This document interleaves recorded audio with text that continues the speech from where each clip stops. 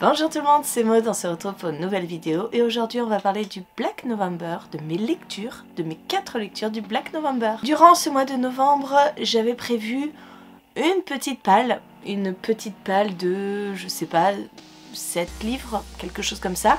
J'en ai lu 4, c'est déjà pas mal je trouve, donc j'ai fait 4 semaines sur les 5, j'ai un peu abandonné la dernière semaine. Mais je vais vous présenter mes lectures et mes avis dans cette vidéo. Je vous parlerai de La mort en tête de Sir Cédric. C'est une publication que j'ai chez France Loisirs. J'enchaînerai avec La veuve de Fiona Barton, paru chez Fleuve Noir. On continuera avec Qui de Jacques Expert chez Sonatine. Et on finira avec Le tueur au miroir de Fabio M. Micheli, paru chez La Bête Noire de Robert Laffont.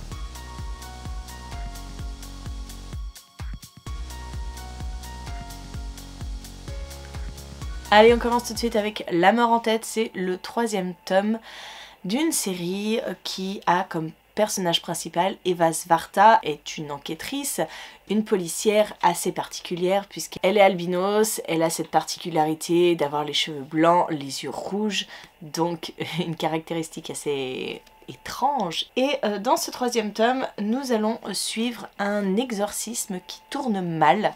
On est plongé dès les premières pages dans cet exorcisme.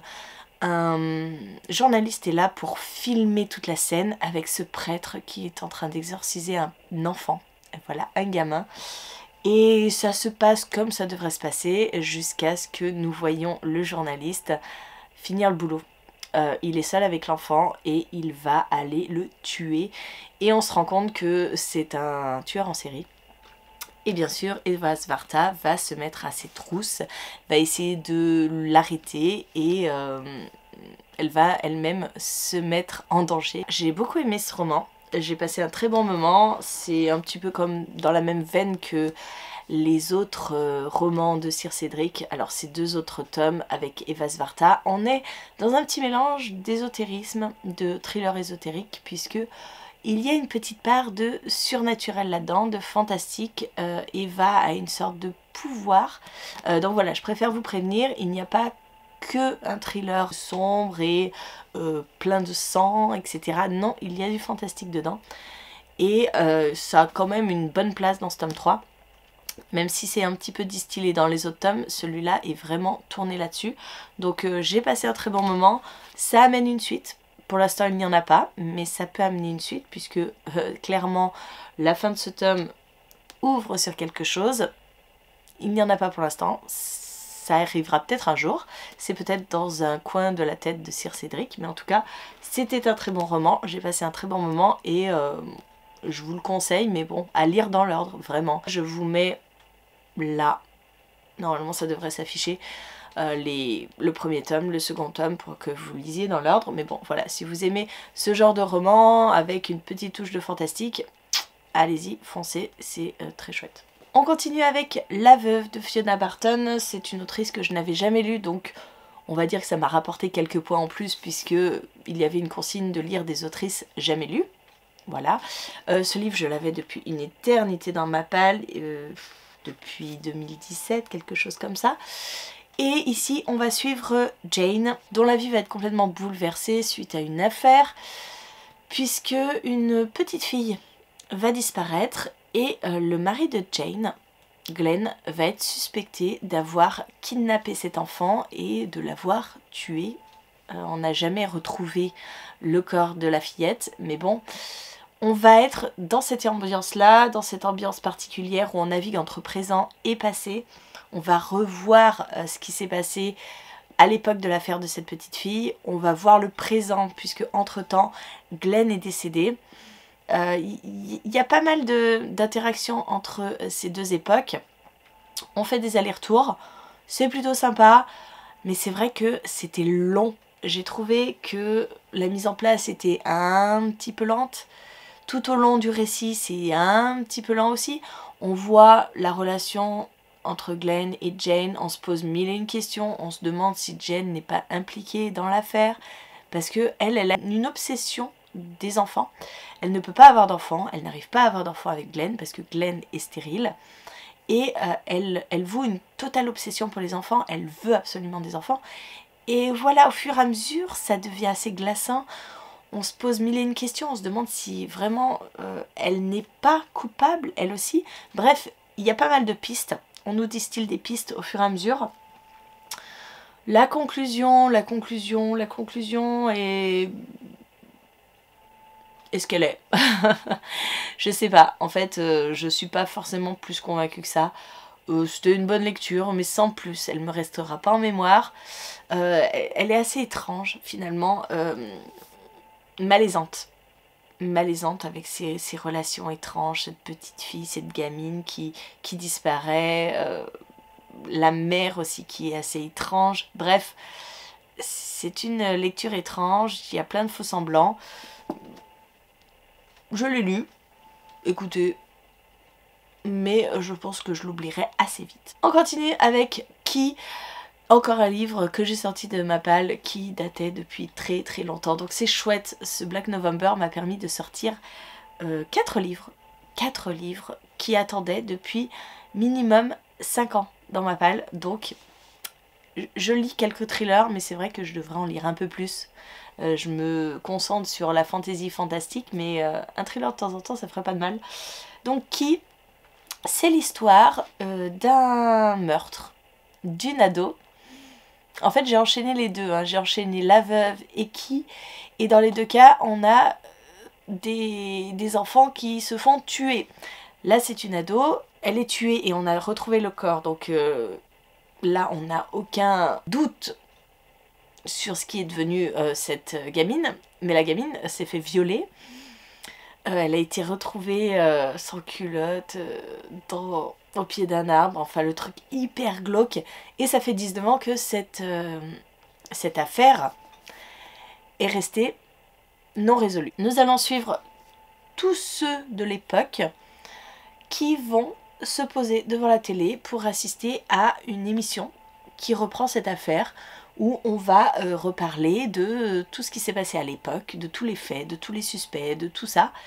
Et on va suivre ces personnes qui vont regarder cette émission, et au fur et à mesure, et ben écoutez, on replonge dans leur passé, on voit aussi ce qui s'est passé de leur point de vue à eux, ce qui s'est passé entre-temps, les implications que ça a eu sur leur vie, l'impact que ça a eu sur leur vie.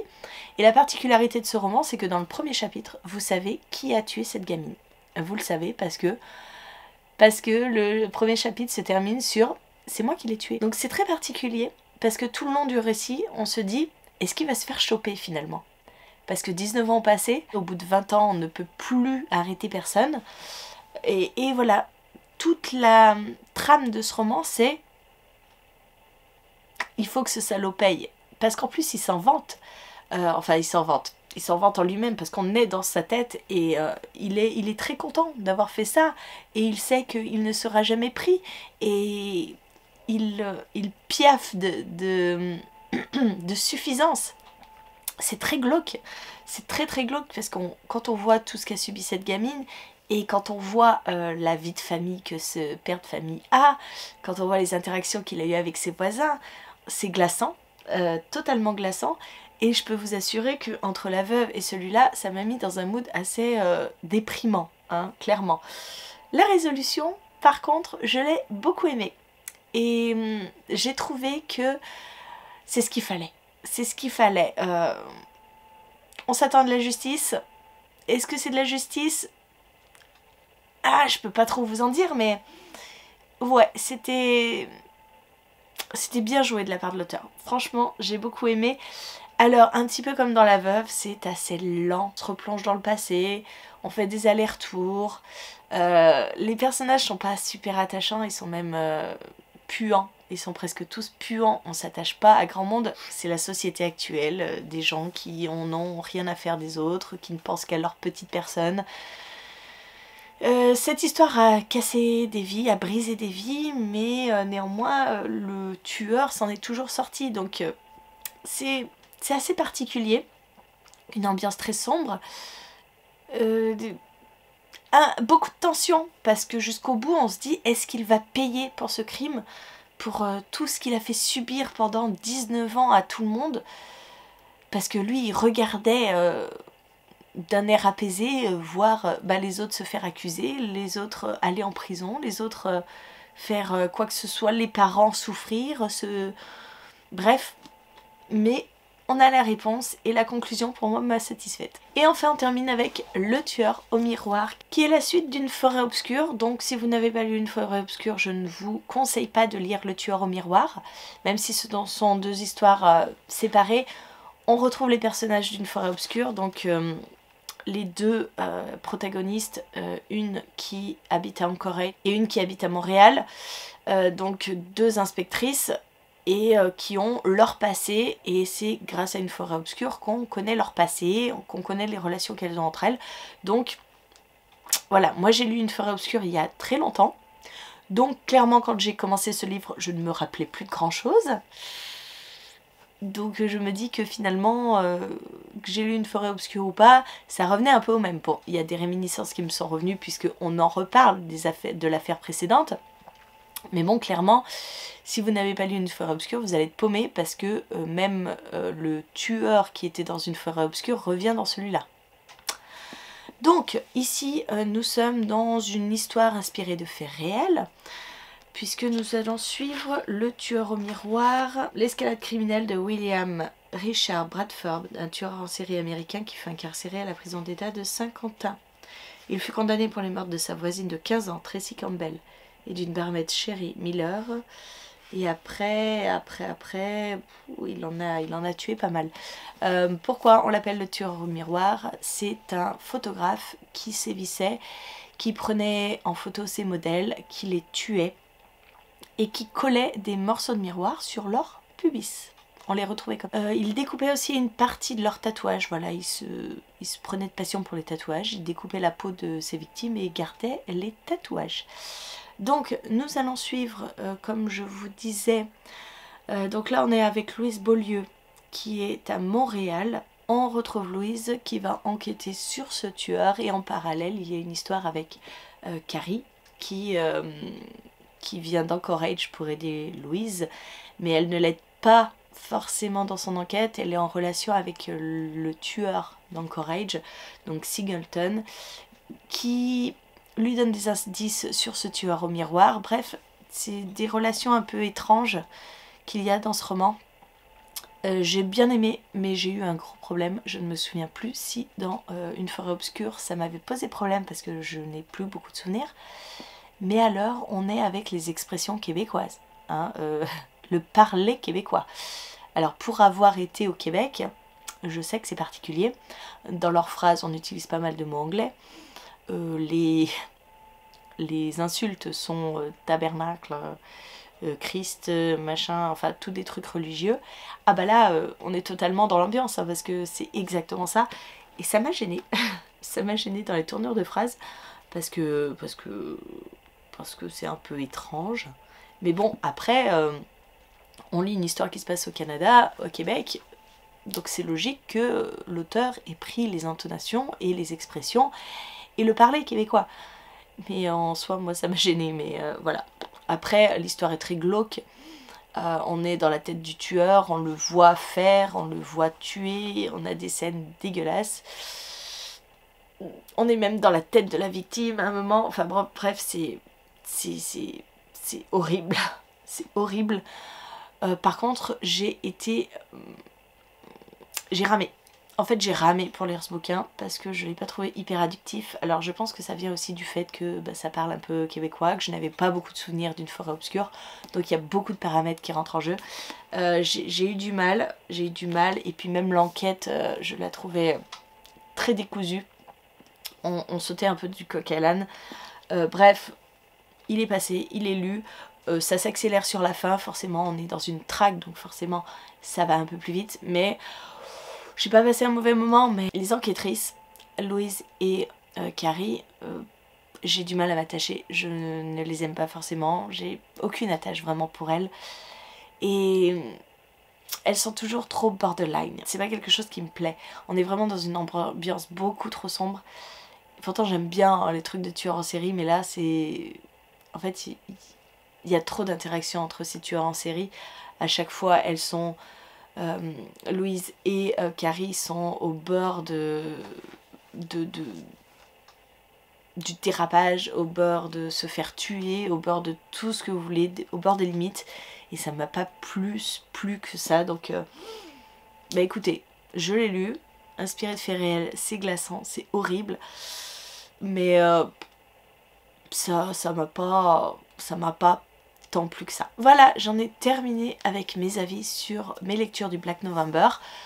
J'aurais fait 4 lectures durant ce mois de novembre, ce qui est, je trouve, un bon ratio quand on pense que j'ai dû lire peut-être 3 ou 4 livres en tout cette année de thriller. Peut-être plus. Je ne sais pas. J'avoue, j'ai pas encore fait le bilan. En tout cas, voilà. Ça a eu le mérite de me faire sortir des livres qui traînaient dans ma palle depuis extrêmement longtemps. Donc ça, c'était top. Rien que pour ça, c'est un super challenge. Écoutez, n'hésitez pas à me dire en commentaire si vous avez fait ce challenge vous aussi, si vous l'avez réussi, même s'il n'y a pas de réussite ou pas de réussite. Hein. N'hésitez pas à me dire tout ça. Et moi, en attendant, je vous fais des gros bisous. Je vous souhaite une très bonne journée, de très bonnes lectures. Et je vous dis à très bientôt pour une nouvelle vidéo.